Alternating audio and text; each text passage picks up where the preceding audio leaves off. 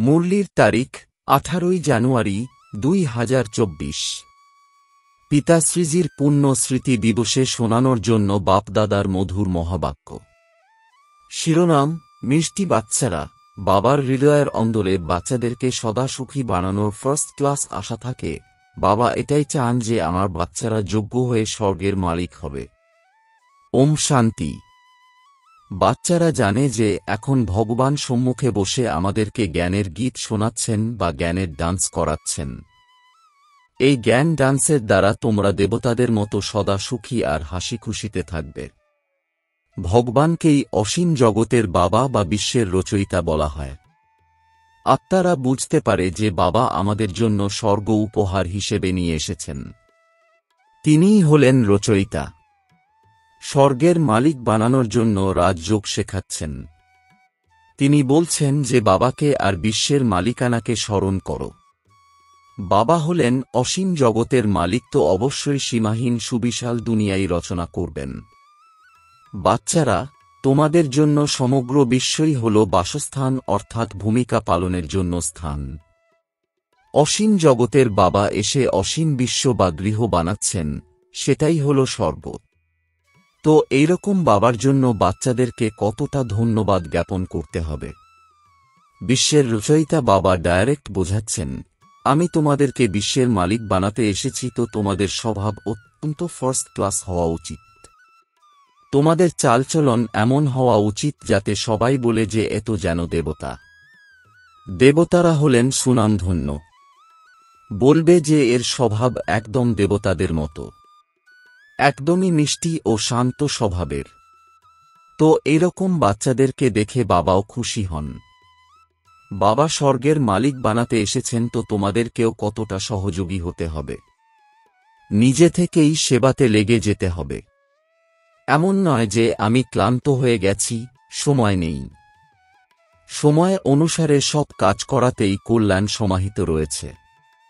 যজ্ঞ সেবার পুরস্কার শিব বাবা প্রদান করেন। বাবা বাচ্চাদের দৈবী চালচলন দেখে নিজেকেই বাচ্চাদের কাছে উৎসর্গ করে দেন। বাচ্চারা, তোমরা এই পড়াশোনার দ্বারা কত শ্রেষ্ঠ উপার্জন করছ। তোমরা পদ্মপদমপতি হচ্ছ। বাবা তোমাদেরকে কতই না ধনবান বানাচ্ছেন। বাবা তোমাদেরকে এমনই অক্ষয় খাজানা প্রদান করছেন যা 21 জন্ম তোমাদের সাথে থাকবে। সেখানে দুঃখের নাম নেই। সেখানে কখনো অকালে মৃত্যু হবে না। মৃত্যুকে কখনো ভয় পাবে না। এখানে কতই না ভীত সন্ত্রস্ত হয় মানুষ, ক্রন্দন করে। তোমাদের তো খুশি হয় এই কথা ভেবে যে এই পুরানো শরীর ত্যাগ করে নতুন দুনিয়াতে গিয়ে প্রিন্স হবে। তোমরা এই পুরানো দুনিয়ার থেকে মমতা সরাতে থাকো, অর্থাৎ মোহমুক্ত হতে থাকো, আর এই দেহকেও ভুলতে থাকো। আমি আত্মা হলাম ইন্ডিপেন্ডেন্ট, অর্থাৎ স্বাধীন। ব্যাস, এক বাবা ছাড়া আর কেউ যেন স্মরণে না আসে। বেঁচে থেকেও যেন মৃতবৎ অবস্থাতে থাকতে হবে। এই দুনিয়াতে থেকেও মরে যেতে হবে। বলাও হয় না যে তুমি মরে গেলে তোমার কাছে সমগ্র জগৎ মৃত। শরীরের অভিমানকে ত্যাগ করতে থাকো। একান্তে বসে এই অভ্যাস করো, বাবা, ব্যাস এখন আমি আপনার ক্রোড়ে এলাম কি এলাম। এক বাবার স্মরণেই শরীরের অন্ত হবে, একেই বলা হয় একান্ত। মিষ্টি বাচ্চারা, তোমরা জানো যে এরকম উঁচু অর্থাৎ শ্রেষ্ঠ পড়াকে পড়াচ্ছেন। এই চৈতন্য ডিব্বাতে চৈতন্য হীরে বসে আছেন, তিনিই হলেন সচ্চিদানন্দ স্বরূপ। সত্য বাবা তোমাদেরকে সত্য শ্রীমত প্রদান করছেন। বাবার বাচ্চা হয়েছ, তো প্রতিটি কদম বাবার শ্রীমতে চলতে হবে। চুপ থাকতে হবে আর পড়তে হবে, এক বাবাকে স্মরণ করতে হবে। ক্ষণে ক্ষণে এই ব্যাচকে দেখতে থাকো, তো বাবা আর উত্তরাধিকার স্মরণে এসে যাবে। স্মরণের দ্বারাই তোমরা সমগ্র বিশ্বে শান্তি প্রদান করছ। প্রত্যেক বাচ্চাকে নিজের প্রজাও বানাতে হবে, উত্তরাধিকারীও বানাতে হবে। কোনো মুরলি মিস করবে না। বাবা অত্যন্ত ভালোবাসার সাথে বোঝাচ্ছেন, মিষ্টি বাচ্চারা, নিজের উপরে করুণা করো, শ্রীমতের অবজ্ঞা করো না। যে সুগন্ধি ফুল হবে সে সকলকে আকর্ষণ করবে।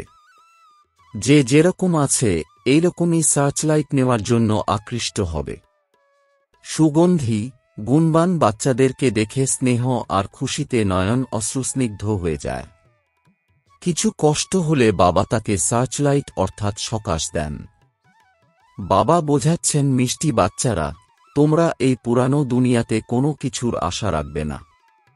এখন তো কেবল একটাই শ্রেষ্ঠ আশা রাখতে হবে যে আমি তো এবার সুখধামে যাব। কোথাও দাঁড়াতে হবে না, কিছু দেখতে হবে না, শুধু এগিয়ে যেতে হবে। একদিকেই দেখতে থাকো, তাহলে অচল অনরস্থির অবস্থা থাকবে। এখন এই দুনিয়া বিনাশ হয়ে যাবে, এখন এই দুনিয়ার অবস্থা খুবই গুরুতর। এই সময় সবথেকে বেশি রাগ প্রকৃতির হয়, এই জন্য সব বিনাশ করে দেয়। তোমরা জানো যে এই প্রকৃতি এখন নিজের রাগ ভয়ঙ্কর রূপে প্রকাশ করবে, সমগ্র পুরানো দুনিয়াকে ডুবিয়ে দেবে। আর্থকোয়েকে মহল ইত্যাদি সব ভেঙে পড়বে, অনেক প্রকারের মৃত্যু হবে। এইসব ড্রামার প্ল্যান আগে থেকেই তৈরি হয়ে আছে, এতে কারোরই কোনো দোষ নেই। বিনাশ তো হবেই, এই জন্য তোমাদেরকে এর থেকে বুদ্ধির যোগ সরিয়ে দিতে হবে। তোমরা তো নিজের সবকিছু ইনসিওর করে দিয়েছ, এই জন্য তোমাদের কোনো প্রকারের চিন্তা নেই, তোমাদের সবকিছুই সফল হচ্ছে। এখন তোমরা বলবে, বাহ সদ্গুরু বাক, যিনি আমাদেরকে এই রাস্তা বলেছেন, বাহ ভাগ্য, বাহ ড্রামা, তোমাদের হৃদয় থেকে বেরিয়ে আসে, বাবাকে অনেক ধন্যবাদ, যিনি আমাদের থেকে দুমুঠো চাল নিয়ে সেফটির অর্থাৎ নিরাপদের সাথে ভবিষ্যতে 100 গুণ রিটার্ন দেবেন। কিন্তু এক্ষেত্রেও বাচ্চাদেরকে বিশাল বুদ্ধির অধিকারী হতে হবে। বাচ্চাদের অসীম জ্ঞান ধনের খাজানা প্রাপ্ত হচ্ছে, তো অপার খুশিতে থাকতে হবে। হৃদয় যত শুদ্ধ হবে তত অন্যদেরকেও শুদ্ধ বানাতে পারবে। যোগের স্থিতির দ্বারাই হৃদয় শুদ্ধ হয়। বাচ্চারা, তোমাদের মধ্যে যোগী হওয়ার শখ থাকতে হবে। যদি দেহের প্রতি মোহ থাকে, দেহ অভিমান থাকে, তাহলে বুঝে নেবে যে তোমাদের অবস্থা খুবই কাঁচা। দেহী অভিমানী বাচ্চারাই সত্যিকারের ডায়মন্ড হয়, সেই জন্য যতটা সম্ভব দেহী অভিমানী হওয়ার অভ্যাস করো। বাবাকে স্মরণ করো। বাবা শব্দটি হল সবথেকে বেশি মিষ্টি। বাবা অত্যন্ত স্নেহের সাথে বাচ্চাদেরকে পলকের উপর বসিয়ে সাথে করে নিয়ে যাবেন। এইরকম বাবার স্মরণের নেশাতে থেকে চূর্ণ বিচূর্ণ হতে হবে। বাবাকে স্মরণ করতে করতে খুশিতে ঠান্ডা ঠাকুর হয়ে যেতে হবে। যেরকম বাবা অপকারীদেরও উপকার করেন, তোমরাও ফলো ফাদার করো, সুখদাতা হও। বাবার হৃদয়ের অভ্যন্তরে বাচ্চাদেরকে সদা সুখী বানানোর কত ফার্স্ট ক্লাস আশা থাকে যে বাচ্চারা যোগ্য হয়ে স্বর্গের মালিক হবে। বাচ্চারা, তোমরা এখন ড্রামার রহস্যকেও জেনে গেছ। বাবা তোমাদেরকে নিরাকারী, আকারী আর সাকারী দুনিয়ার সব সমাচার শোনাচ্ছেন। আত্মা বলছে, নতুন দুনিয়াতে যাওয়ার জন্য এখন আমরা পুরুষার্থ করছি। আমরা স্বর্গে যাওয়ার জন্য যোগ্য অবশ্যই হব। নিজের এবং অন্যদের কল্যাণ করব। আচ্ছা, বাবা মিষ্টি বাচ্চাদেরকে বোঝাচ্ছেন, বাবা হলেন দুঃখহর্তা, সুখকর্তা, তো বাচ্চাদেরকেও সবাইকে সুখ প্রদান করতে হবে। বাবার রাইট হ্যান্ড হতে হবে। এরকম বাচ্চারাই বাবার প্রিয় হয়। শুভ কার্যে রাইট হ্যান্ডকেই কাজে লাগায়। তো বাবা বলছেন, প্রত্যেক বিষয়ে রাইটিয়াস হও। এক বাবাকে স্মরণ করো, তো অন্তিমকালে যেমন মতি তথা গতি হয়ে যাবে। এই পুরানো দুনিয়ার থেকে মমতা সরিয়ে নাও। এটা তো হলো কবরখানা। কাজকারবারের চিন্তা বা বাচ্চার চিন্তা করতে করতে মারা গেলে তো বিনা পরিশ্রমে নিজের বরবাদ করে দেবে। শিব বাবাকে স্মরণ করলে তোমরা অনেক শ্রেষ্ঠ হবে। দেহ অভিমানে এলেই বরবাদ হয়ে যাবে। দেহী অভিমানী হলে শ্রেষ্ঠ হতে থাকবে। ধন সম্পদেরও অধিক লালসা রাখবে না। ধনের চিন্তা করতে করতে বাবাকেই ভুলে যায়। বাবা দেখছেন সবকিছু বাবাকে অর্পণ করেও কতখানি আমার শ্রীমতে চলে। প্রথম দিকে বাবাও ট্রাস্টি হয়ে দেখিয়েছেন, তাই না? সবকিছু ঈশ্বরকে অর্পণ করে নিজে ট্রাস্টি হয়েছিলেন। ব্যাস ঈশ্বরের কার্যেই লাগাতে হবে। বিঘ্নতে কখনো ভয় পাবে না। যতখানি সম্ভব হয় সার্ভিসে নিজের সবকিছু সফল করতে হবে। ঈশ্বরার্থে অর্পণ করে ট্রাস্টি হয়ে থাকতে হবে। আচ্ছা, মিষ্টি মিষ্টি প্রশিক্ষার্থী বাচ্চাদের প্রতি মাতা পিতা বাপদাদার স্মরণের স্নেহ সুমন আর সুপ্রভাত। আত্মিক বাবা তাঁর আত্মিক বাচ্চাদেরকে জানাচ্ছেন নমস্কার। অব্যক্ত মহাবাক্য। রিভাইজ তারিখ 15 এপ্রিল 1974। তোমরা সবাই কি উন্নতির দিকে এগিয়ে চলেছ? সদা লবণে মগন আর বিঘ্ন বিনাশক, এই দুই লক্ষণ কি অনুভব হচ্ছে? বিঘ্ন বিনাশক হওয়ার পরিবর্তে বিঘ্নকে দেখে নিজের স্টেজ বা স্থিতি থেকে নিচে নেমে তো আসছ না। বিভিন্ন প্রকারের আগত তুফান তোমাদের বুদ্ধিতে তুফানের জন্ম দিচ্ছে না তো? যেরকম কারো দ্বারা উপহার প্রাপ্ত হলে বুদ্ধি দোলাচলের পরিবর্তে আনন্দিত হয়, সেই রকম আগত তুফান আনন্দ প্রদান করে নাকি দোলাচল বৃদ্ধি করে? যদি তুফানকে তুফান মনে করো তাহলে দোলাচল হবে, আর উপহার মনে করলে বা অনুভব করলে তো তার দ্বারা আনন্দ আর সাহস অধিক বৃদ্ধি হবে। এসব হল উন্নতি করার লক্ষণ। ঘাবড়ানোর পরিবর্তে গভীরে গিয়ে অনুভবের নতুন নতুন রত্ন এই পরীক্ষারূপী সাগরের থেকে প্রাপ্ত করবে, কেননা দোলাচলের মধ্যেই রত্ন সুপ্ত থাকে। উপর থেকে অর্থাৎ বহির্মুখী দৃষ্টি আর বুদ্ধির দ্বারা দেখলে দোলাচল দেখা যাবে অথবা অনুভবে, কিন্তু সেই আগত পরিস্থিতিকে অন্তর্মুখী দৃষ্টি বা বুদ্ধি দিয়ে দেখলে অনেক প্রকারের জ্ঞান রত্ন অর্থাৎ পয়েন্টস প্রাপ্ত হবে। যদি কোনো কথা দেখে বা শুনে আশ্চর্য অনুভব হয় তো এটাও ফাইনাল স্টেজ নয়। এইরকম তো হওয়া উচিত নয়। ড্রামার জ্ঞান থাকা সত্ত্বেও যদি এরকম সংকল্প উৎপন্ন হয় তো একেও অংশমাত্র দোলাচলের রূপ বলা হবে। এখনো পর্যন্ত কেন, কি এর কোশ্চেন অর্থাৎ প্রশ্ন যদি ওঠে তো এর অর্থ হল দোলাচল। যতটা বিঘ্ন আসা নিশ্চিত ততটাই বিঘ্ন বিনাশক স্থিতিতে থাকা, এটাই হল হর্ষিত থাকার সাধন। নাথিং নিউ, এটাই হল ফাইনাল স্টেজ। যদি কোনো দোলাচলের কর্তব্য করো বা পার্ট প্লে করছ তো সমুদ্রের উপরিভাগে দোলাচল যদিও দেখাও দেয় অর্থাৎ কর্মেন্দ্রিয়গুলির দোলাচলে চলে আসছ, কিন্তু স্থিতি হবে নাথিং নিউ। একাগ্র এক রস একান্ত অর্থাৎ এক রচয়িতা আর রচনার অন্তকে যে জানে, ত্রিকালদর্শীর স্টেজের উপরে আরামে শান্তির স্থিতিতে স্থিত রয়েছ নাকি কর্মেন্দ্রিয়গুলির দোলাচল আন্তরিক স্থিতিকেও নাড়িয়ে দেয়। যখন স্থূল সাগর দুই রূপই দেখায় তো মাস্টার জ্ঞান সাগর কি এরকম রূপ দেখাতে পারবে না? এই প্রকৃতি তো পুরুষের থেকেই কপি অর্থাৎ নকরছে। তোমরা তো হলে পুরুষোত্তম। যখন প্রকৃতি নিজের কোয়ালিফিকেশন দেখাতে পারে তো এই পুরুষোত্তমরা কি দেখাতে পারবে না? এখন সময় অতিরিক্তের দিকে এগিয়ে চলেছে। চারিদিকের সবকিছুই অতীব রূপে দেখতে পাওয়া যাবে। অন্তের লক্ষণ হল এই অতি। তো যেরকম প্রকৃতি সমাপ্তির দিকে অতিরিক্তর দিকে যাচ্ছে, সেই রকমই সম্পন্ন হতে চলা আত্মাদের সামনে এখন পরীক্ষা বা বিঘ্ন অত্যধিক পরিমাণে আসবে। সেই জন্য এটা ভেবে আশ্চর্য হবে না যে আগে তো এসব হতো না, এখন কেন হচ্ছে। এইরূপ আশ্চর্যান্বিত হবে না। ফাইনাল পেপারে আশ্চর্যজনক বিষয় কোশ্চেনের রূপে আসবে, তবেই তো পাস আর ফেল হতে পারবে। এমন এমন কথা আসবে যেটা না চাইতেও বুদ্ধিতে কোশ্চেন উৎপন্ন করবে, এটাই তো হলো পরীক্ষা। আর এই পরীক্ষা হবে 1 সেকেন্ডের। কেন এর সংকল্প চন্দ্রবংশীর লাইনে দাঁড় করিয়ে দেবে। সেই জন্য এক রসস্থিতিতে স্থিত হওয়ার অভ্যাস নিরন্তর যেন হয়। সমস্যার সিটকে দেখে বিচলিত হবে না, বরং সিটের উপরে বসে সমস্যাগুলির মোকাবিলা করতে হবে। এখনো পর্যন্ত সমস্যা সিটের অর্থাৎ স্থিতির কথা স্মরণ করিয়ে দেয়।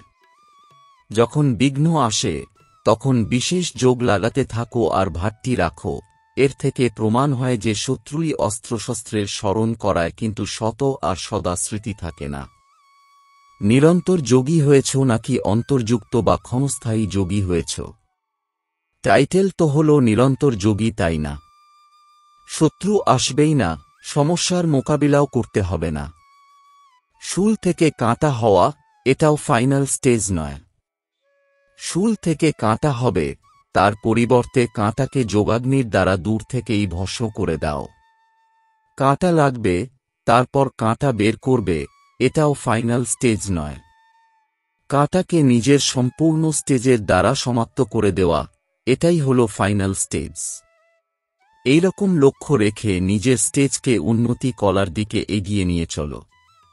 বড় কথাকে ছোট অনুভব করা, এই স্টেজ পর্যন্ত নম্বরের ক্রমানুসারে যথাশক্তি পৌঁছে গেছ। এখন সেই স্টেজ পর্যন্ত পৌঁছাতে হবে যেখানে অংশ আর বংশ সমাপ্ত হয়ে যাবে। তোমরা সবাই সাহস, উদ্দীপনা আর সদা সকলের সহযোগী হয়ে চলছ, তাই না? কলিযুগী দুনিয়াকে সমাপ্ত করার জন্য বা পরিবর্তন করার জন্য, মায়াকে বিদায় দেওয়ার জন্য সংগঠন অর্থাৎ চক্রব্যূহ তৈরি করেছ, তাই না? মজবুত চক্রব্যূহ তৈরি করেছ, নাকি মাঝে মধ্যে কেউ ঢিলা হয়ে যায় অথবা ক্লান্ত হয়ে যায় বা চলতে চলতে দাঁড়িয়ে যায়, না এগিয়ে যেতে পারে আর না পিছিয়ে আসতে পারে, সেখানেই স্থির হয়ে যায়? এই পাঠ তো পাক্কা করছ। সময় ধাক্কা লাগালে এগিয়ে যাব, এইরকম চিন্তা করে যেখানে আছো সেখানেই দাঁড়িয়ে নেই তো? কারো থেকে কোনো প্রকারের সাহায্যের অপেক্ষায় দাঁড়িয়ে যাওনি তো? এইরকম স্থিতি যুক্ত আত্মাদের কি বলা হবে? এটাকেই কি অঙ্গদের স্থিতি মনে করো? যদি এইভাবে দাঁড়িয়ে যাও তাহলে যে লাস্টে ছিল সে ফার্স্ট চলে যাবে।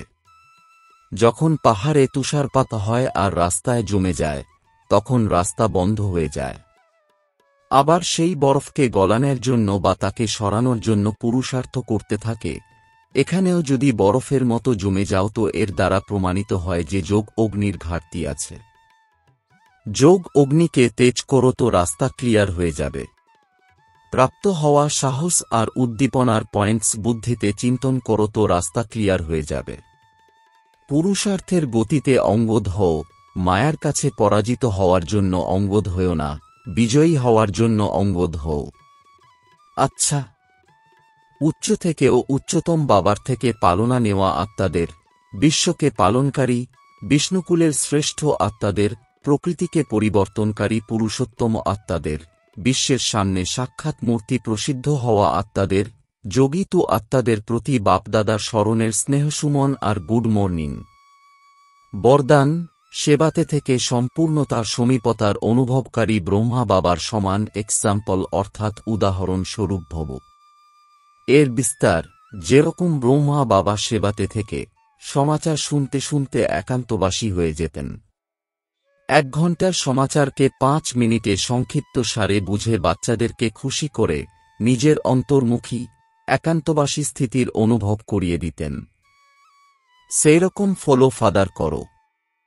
ব্রহ্মা বাবা কখনো বলেননি যে আমি অত্যন্ত ব্যস্ত আছি, বরং বাচ্চাদের সামনে এক্সাম্পল অর্থাৎ উদাহরণ স্বরূপ হয়েছিলেন। এখন সময় অনুসারে এই অভ্যাসেরই প্রয়োজন। অন্তরে ভালোবাসা অর্থাৎ লগন থাকলে সময় বের হয়ে যাবে আর অনেকের জন্য এক্সাম্পল হয়ে যাবে। স্লোগান, সকল কর্মে কর্ম আর যোগের অনুভব হওয়াই হল কর্মযোগ। ওম শান্তি।